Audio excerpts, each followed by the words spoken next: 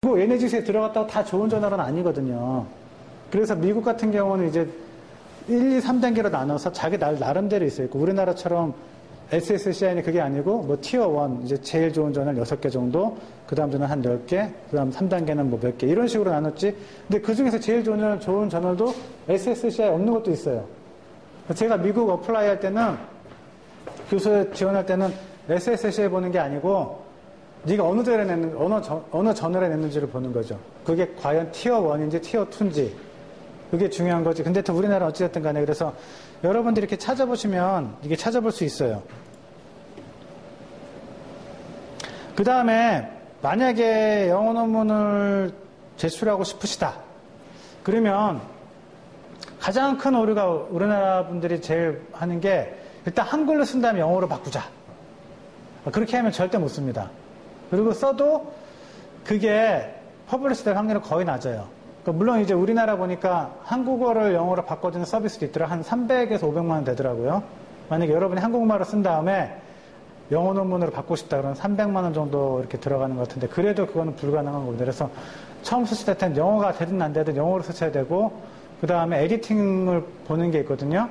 그러니까 편집을 봐주는 건데, 그거는 외국인만 보는 게 아니에요. 그러니까 미국인들도 봐요. 제가 미국에 있을 때 되게 저명한 교수님이 계셨는데, 그분도 이런 에디팅을 보시는 거예요. 그래서 제가 물어봤어요.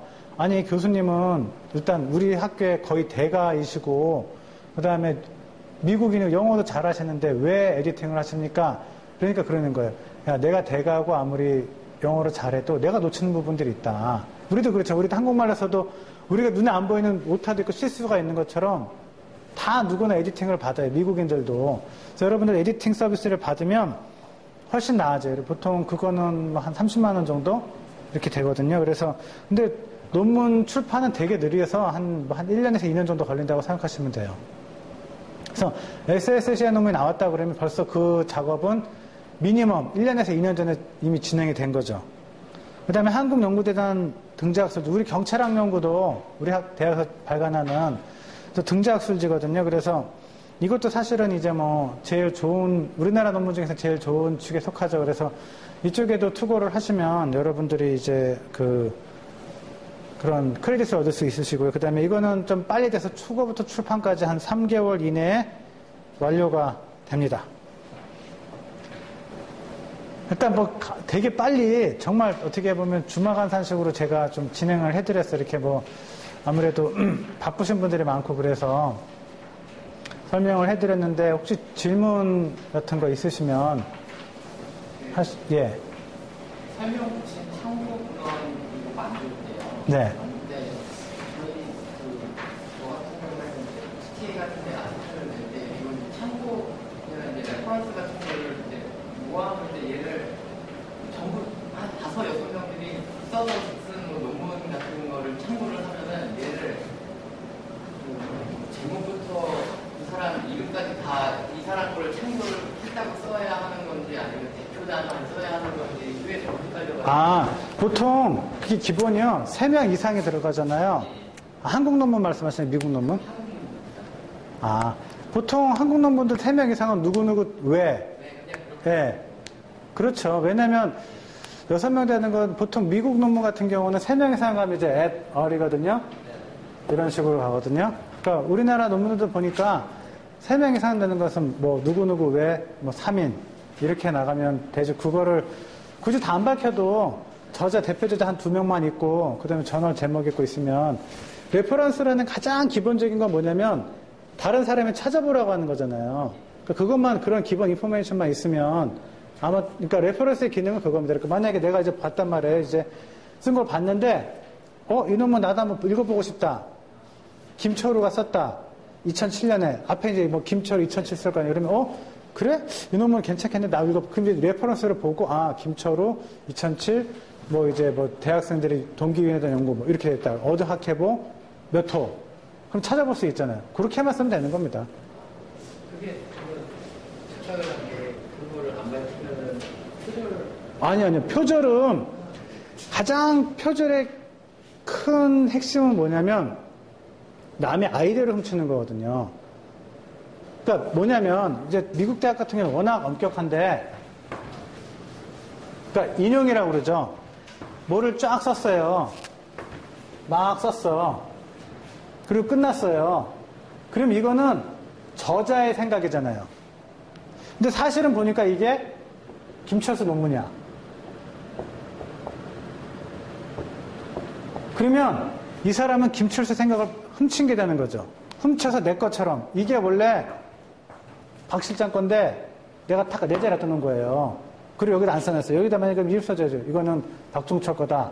써놓고 내가 딱 갖다 놓으면 아 이게 박종철 거네. 근데 아무 없이 내 앞에 딱 갖다 놨어요. 그러면 누구나 봐도 이건 내 거라고 생각하지 박종철 집이라 생각 안 한단 말이에요. 그게 표절이라는 거예요. 그러니까 기본적으로 사이테이션만 해주면 표절은 아닌 게 되는 거예요. 근데 또 하나는 미국에서도 뭐 하냐면 옛날에 표창원 교수님이 표절이라고 막 학위 논문이 나왔잖아요. 그게 뭐였냐면 이런 겁니다. 그러니까 김철수의 논문에서 쫙 썼어요. 근데 내가 그거를 통째로 갖고 왔어요. 이제 그대로. 그러면은 인용보를 넣어줘야 돼요. 이렇게 해서 뭐 김철수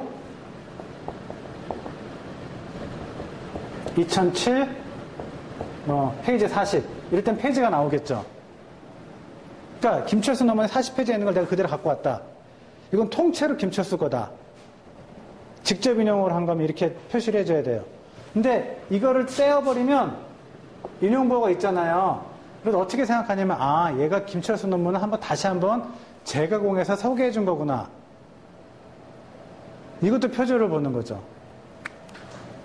그러니까 왜냐면 다운표가 있고 없고에 따라서 있으면 그대로 그대로 갖고 온 거예요. 근데 다운표가 없다는 얘기는 내가 읽어보고 내가 해석을 해서 다시 재편집한 거란 말이에요. 그러니까 내 생각이 어느 정도 가미가 된 거란 말이에요. 그 사람하고 논문을 쓸 때.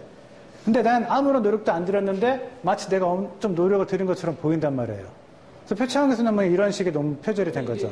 우리가 어둠을 바꾸고 네. 문장의 형식을 바꾸고 나누고 이런 식으로 지금 해가지고 편집을 해도 네. 표절 그런 건 보통 간접 인용이라고 하죠. 그러니까 직접 인용은 뭐냐면 그거 그냥 통째로 들고 왔을 때. 그러니까 간접 인용을 이제 하는데 네. 저자는 이제 만약에 예를 들어서 이제 10줄로 한 부분을 네. 좀 줄여서 그렇죠. 그런 거는 간접 인용인 거죠. 그러니까 내 노력이 들어갔잖아요. 네. 그러면 내가 바꿨잖아요. 그러면 이거는 간접 인용이 되는 거고 직접 인용은 말 그대로 그냥 들어서 그냥 그대로 갖다 놓은 거. 그거는 이제 직접 인용이죠. 근데 그렇게 들어다 갖다 놓고서 마치 내가 이렇게 뭐 고치고 뭐 이렇게 번역을 한 것처럼 해놓으면 이것도 표절이 되는 거죠. 그 표창원 교수 논문이 그런 부분들이 몇 개 있었어요. 그러니까 이렇게 직접 인용을 해야 되는데 이거 없이 해놔서 그건 이제 미국식으로 보면 그것도 표절이거든요. 어찌됐든 간에. 그럼 각 논문마다 이렇게 설명을 붙인 참고 문헌을 보통 해놓으신가요? 저도 이렇게 많이 해놔요. 그러니까 이거는 그러니까 뭐 여기다 필요한 게 아니고 여러분 스스로. 그러니까 여러분들이 뭐 논문을 읽어보고 지나치면 사실은 그냥 말잖아요. 그래서 저 같은 경우는 요즘은 좀 게을러져 갖고 좀 안 하는데 학위 논문 쓸 때는 그걸 많이 만들어 놨었어요. 아니, 굉장히 도움이 될 것 같네요. 말씀드리면. 예, 그건 이제 근데 되게 생각보다 쉽진 않아요. 되게 귀찮고 시간이 생각보다 들어가거든요. 근데 이제 그런 거라 해서 항상 그러니까 우리 지도교수가 그러니까 너만의 라이브러리를 만들어라. 너만의 창고다. 그게 꼭 여기 책이 꼽혀있는 게 창고가 아니고 네가 만든 네 스스로의 창고. 그리고 그건 왜 좋냐면 내 생각이 들어가 있거든요. 내 비평이 들어가 있기 때문에 그것만 보면 아 생각이 나고 그건 바로 쓸 수 있는 거예요. 내가 논문 쓸 때도 바로바로 쓸 수 있잖아요. 그리고 이제 그런 좀 우리가 흔히 말하는 이제 크리티컬 띵킹이라고 그러거든요. 그래서 비판적 사고 아니면 컨스트럭티브 크리티시즘, 건설적 비판 이렇게 얘기를 하는데 그런 걸 자꾸 키워주는 거죠. 그러니까 흠잡을 하는 게 아니고 어떤 논리적에서 어떤 게 문제점이 있는지 그런 걸 알므로 인해서 내가 고쳐나갈 수 있는 거죠. 그리고 논문을 디펜스 할 때도 이런 거 내가 미리 사전에 알고 있으면 이제 공격이 들어올 분야를 아는 거죠. 디펜스가 말 그대로 방어잖아요. 근데 이 사람이 어디서 펀치를 날릴 줄 알겠다. 그럼 대비가 되잖아요. 학위 논문 심사 받을 때 예측도 안 해도 갑자기 어퍼컷 맞아버리면 휘청하잖아요. 근데 이미 들어올 줄 알고 있어요. 그래, 네가 이렇게 얘기할 줄 알았어. 그래서 난 이걸 생각해냈어. 방어가 된단 말이에요. 그래서 그런 크리티컬 띵킹은 그래서 또 어떻게 보면 되게 중요하고 훈련이 필요한 거죠. 그럼 질문지는 어떻게 질문지를 만드는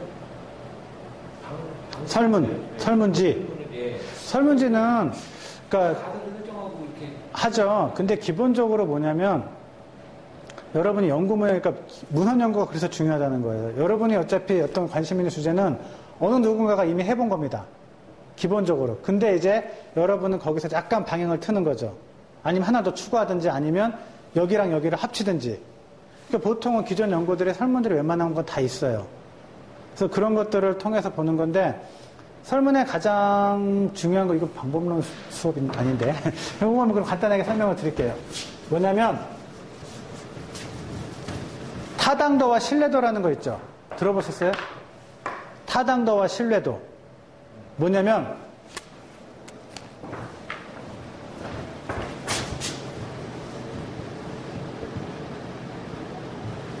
이렇게 있어요. 관역이 있어요. 근데, 여기에다 몰려 있어.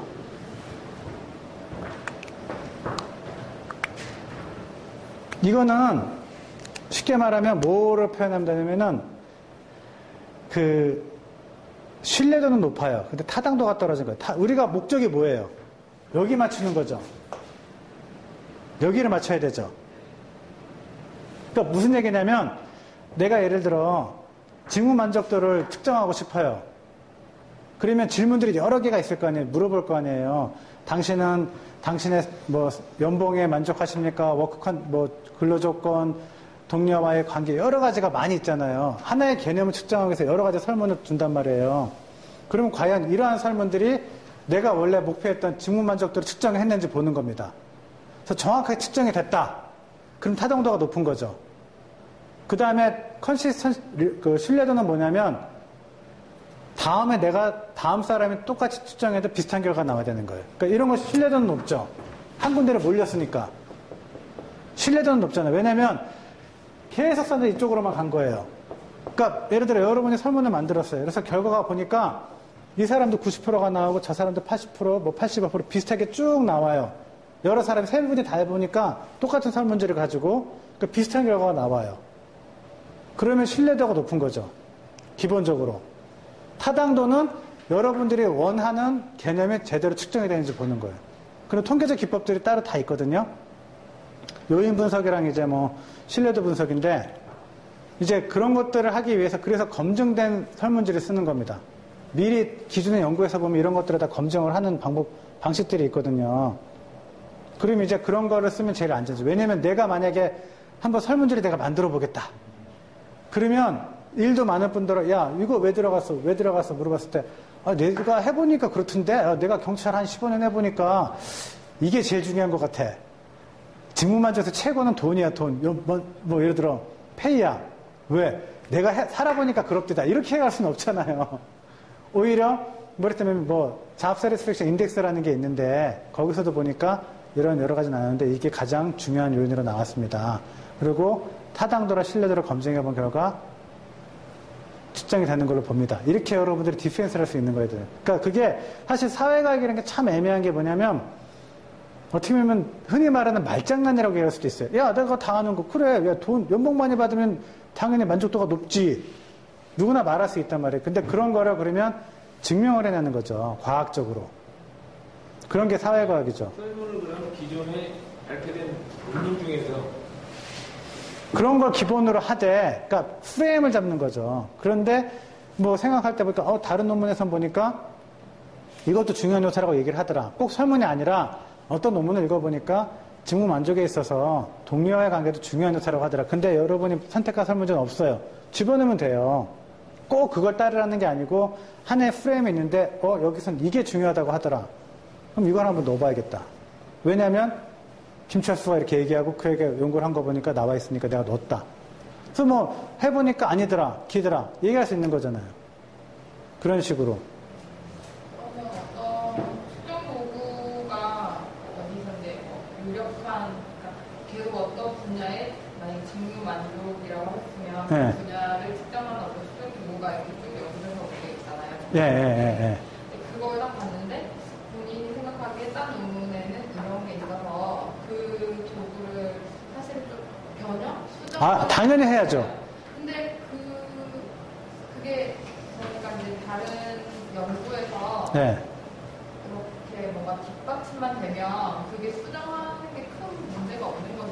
그렇죠. 기본적으로 왜냐면 사회과학이라는 건 항상 변하는 거잖아요. 그리고 이론이라는 거는 아니면은 이론도 항상 변하고 기본적으로 사회과학은 뭐냐면 전제가 모든 것은 다 틀릴 수 있다는 거예요.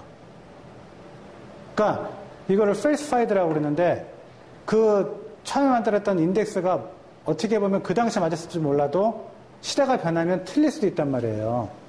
그리고 또 나라가 변하면 틀릴 수가 있고 그러니까 항상 변할 수 있기 때문에 여러분이 수정이 다 가능한 겁니다. 이를테면 그런 잡스웨이트 인덱스가 1970년대 만들어졌다. 지금이랑은 틀리단 말이에요. 어떤 사람들의 인간관계라든가 다 틀리단 말이에요. 아니면 미국에서 만들어졌다. 우리나라 컨텍스트가 틀리거든요. 걔네 아무래도 개인주의고 우리는 집단주의고. 그러면 여러분이 다 당연히 바꾸는 거죠. 근데 바꿀 때 내 생각엔 이런 것보다는 어떤 과학적 검증을 통해서 여러분이 백업할 수 있는. 왜냐면 여러분이 생각할 때 이건 아닌 것 같다 찾아보면 누군가 다 해놨어.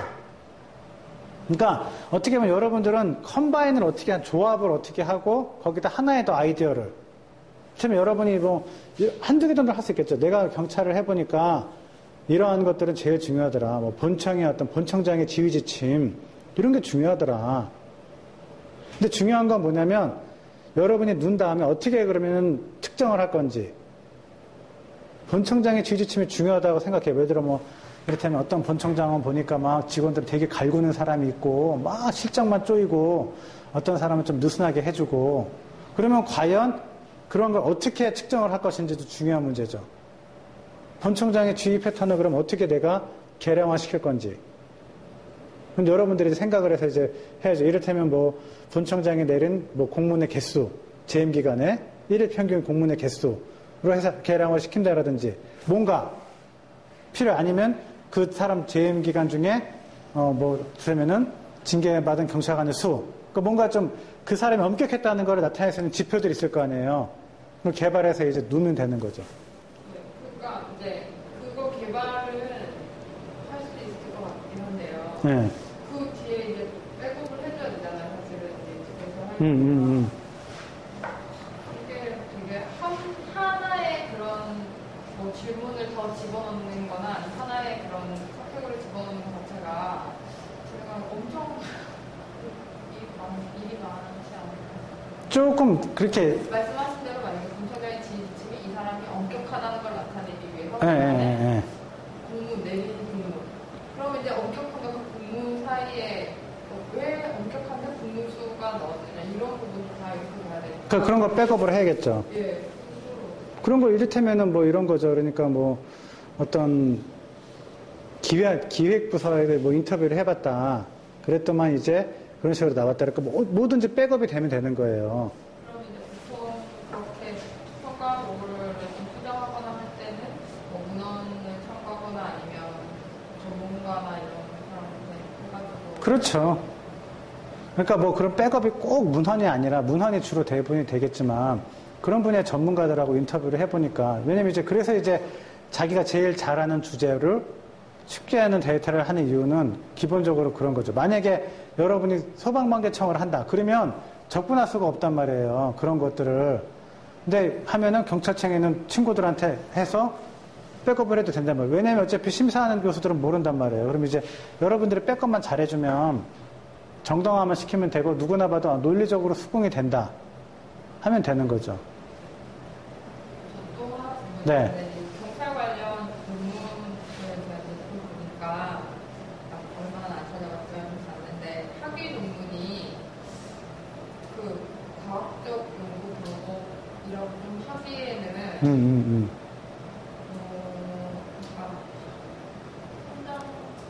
그냥 몇몇 사람과 인터뷰 아니면 이 설문을 하지 않고도 뭐 자료를 이렇게 뭐 보고형식으로 쭉 해놓고 재원 같은 경우에도 앞에 연구했던 그 내용과 다르게 그 재원 이렇게 해놓고 이렇게 했는데도 보니까 석사학위 또 몇몇은 박사학위 이런 거 되게 많이 그런 논문이 너무 많더라고요. 그래서 사실 저는 이제 학교에서 공부를 하고 그런 논문을 받았기 때문에 제가 대학원 가서 이렇게 뭐 저도 연구 방법론 수업을 들으면서 그 연구 주제를 거기에서 막 본 걸로 연습을 써놨더니 교수님이 이제 그런 걸로는 이건 과학적 연구가 아니라 사실은 보고서가 아니냐, 학교에 가서 이런 걸 하려고 하지 마라 이렇게 하시더라고요. 네. 근데 또 제 입장에서는 업무를 하는 입장이기 때문에 뭔가 정책적으로 제언을 하거나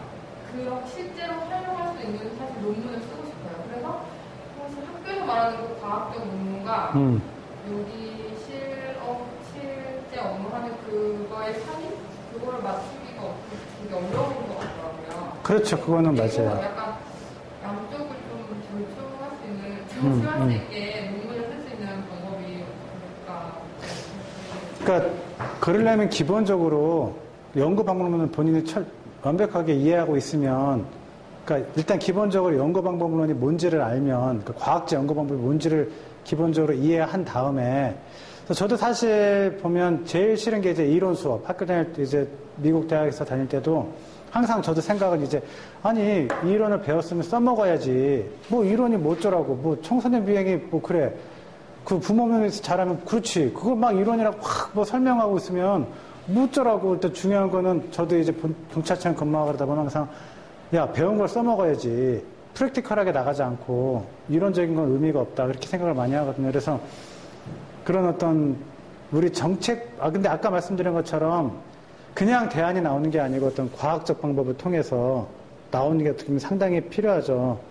그래서 그런 것들은 좀 학교 다니실 때 좀 방법론을 좀 더 철저하게 배워서 하고, 대신 교수들이 약한 게 왜냐면 실무를 모르기 때문에 그런 얘기를 하면 되게 싫어하는 경우가, 너무 구체화시키면 싫어하는 경우가 많아요. 그 다음에 갑자기 이라든 결론이 튀쳐나오다 보니까, 그래서 좀 그런 방법론 측면도 조금은 고려를 해서 얘기해 주는 게 낫지 않을까 싶고요. 그 다음에 사실 우리나라, 저도 심사를 가보면 사실 그 두 가지 잣대가 있어요.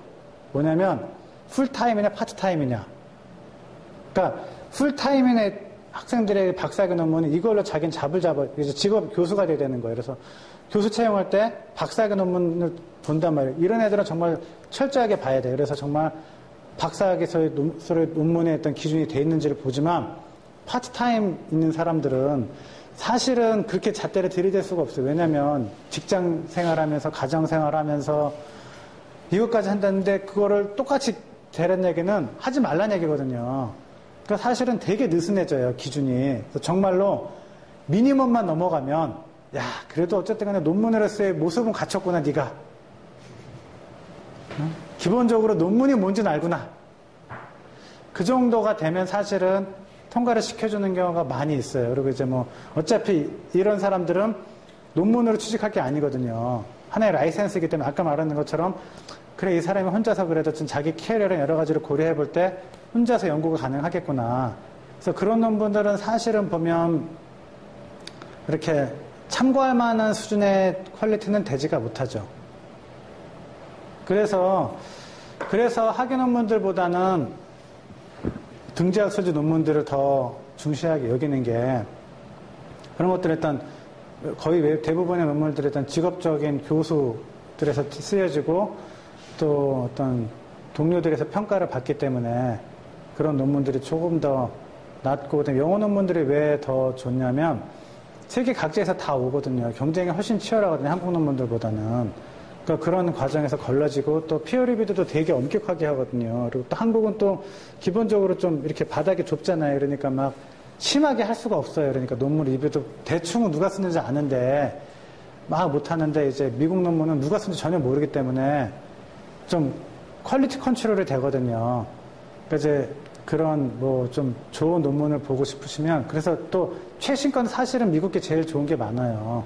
왜냐면 한국 거는 아무래도 한국적 현실은 물론 좋지만 기본적인 트렌드를 보고 싶으면 미국 논문들, 이를테면은 크리미널러지나 저스티스 쿼럴리 이런 논문들, 이제 만약 형사정책 분야를 보신다면 그런 논문들을 보시는 게 이제 탑 저널이라고 그러죠. 흔히 말하는. 그런 데는 보통 실릴 확률이 5%밖에 안 돼요. 그러니까 100개가 내면 5판 정도밖에 안 실려요. 그 정도로 경쟁이 치열한 데거든요. 그러니까 그렇게 나온 논문들은 퀄리티가 되게 좋겠죠. 제가 다 답변했나요? 아니면 좀 놓친 게 있나요? 답변은? 그 두 가지 좀 적중해서 쓸 수 있는 방법이 그러니까, 너무 네. 그 학교에서 원하는 방향으로 쓰려고 하니까 네. 정말 참 돌탑에 제가 돌을 하나 얹어놓는 게 아니라 음. 그냥 모래알 하나 이렇게 얹어놓는 정도로까지밖에 못 쓰겠더라고요. 그래도 조그만 돌멩이 한 개만 얹어놓고 싶은데 근데 기본적으로, 그러니까 절충을 하기 위해서는 한번 연구방문은 쭉 한번 그쪽까지 가봐야 돼요. 그러니까 일단 우리는 프랙티컬은 다 했잖아요. 실무는. 그리고 이론 쪽은 사실 잘 모른단 말이에요. 그러니까 이쪽까지 끝까지 가본 다음에 절충은 되지만 처음부터 절충으로 가면 이쪽 끝은 모른단 말이에요. 그러니까 근데 이쪽까지 가려면 너무 힘든 거예요. 처음에 특히 이제 저도 박사과정 가서 특히 한 10몇 년 공부 안 하다가 미국에서 박사과정 처음에 들어갔었던 거기도 이런 걸 요구한단 말이에요. 정말 순수과학적인, 그러니까 너무나 힘들더라고요. 왜냐면 이제 언어도 힘들지만 그런 내 태도를 바꾸는 거. 그러니까 너무나 실무적인 거 있다가 이쪽으로 가니까 막 똑같은 생각이, 아니, 그럼 이만큼만 가면 되지. 왜 여기까지 가갖고 하냐. 근데 돌이켜보면 여기까지 갔기 때문에 내가 여기를 이해할 수 있는 것 같아요. 그러니까 지금 학교 다닐 때는 좀 힘들더라도 끝까지 가보려는 자세를 가지고 교수가 이렇게 얘기해서 좀 어렵더라도, 그리고 그런 방법론이 사실 되게 어렵고, 또 저는 방법론은 가급적이면 쉽게 가르치고 싶거든요. 그래서 근데 보면 너무 어려워요. 너무 어렵게 가르치는 것 같아요. 그러니까 우리나라도 그렇고 미국도 그렇거든요. 미국도 막 그리스 문제 막 갖다 놓고 수식을 막 갖다 놓고 클릭 한 번 하면 되는 건데 너무 어렵게 가르치더라고요. 그래서 저는 가르칠 때 그러다 보면 사람들이 이제 떠나는 거, 통계학 머리 아파, 방법론은 머리 아파, 뭔 소리래?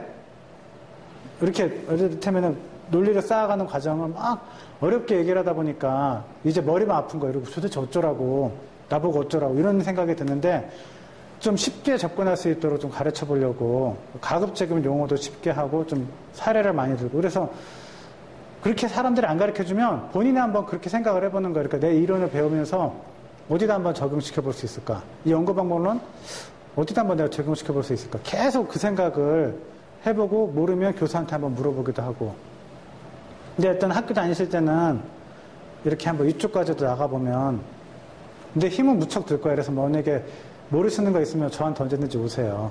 안 그래도 지금 많은 분들이 저에게 뭐 이메일이나 전화나 방문, 기타 등등을 통해서 오고 있거든요. 근데 그게 그러니까 처음에가 어려워서 그렇지, 조금만 이런 한 단계만 넘어서면 별거 아닌데 요 단계를 넘어서는 게 되게 어려워하는 경우가 많아요. 그래서 언제든지 궁금하신 거 있으면 오세요.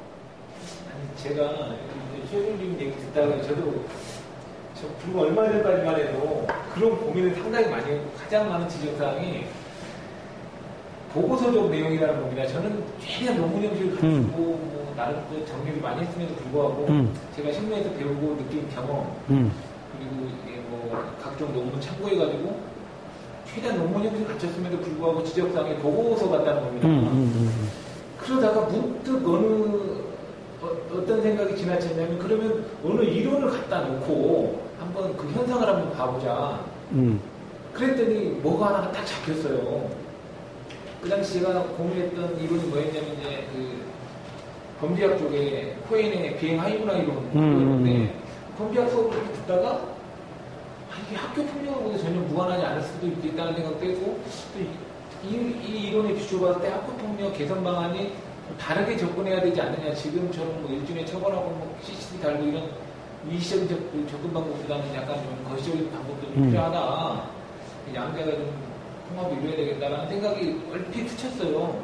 근데 만약에 제가 그 코엔의 비행하의 문화 이론 이거를 만약에 빼버리고, 또 만약에 제가 가지고 있는 생각을 서론에 적고 또 이렇게 쭉 풀어 나갔다면 또 결국은 또 보고서 같다고 또 얘기를 들었을 거예요. 근데 한 번쯤은 만약에 우리가 어떤 이론적인 부분을 배제해버리고 그 실무에 있는 내용이 주거되도록 한다면 결국은 말을 물먹이 때 그냥 끌고 가서 내리는 것밖에 안 되는 것 같아요.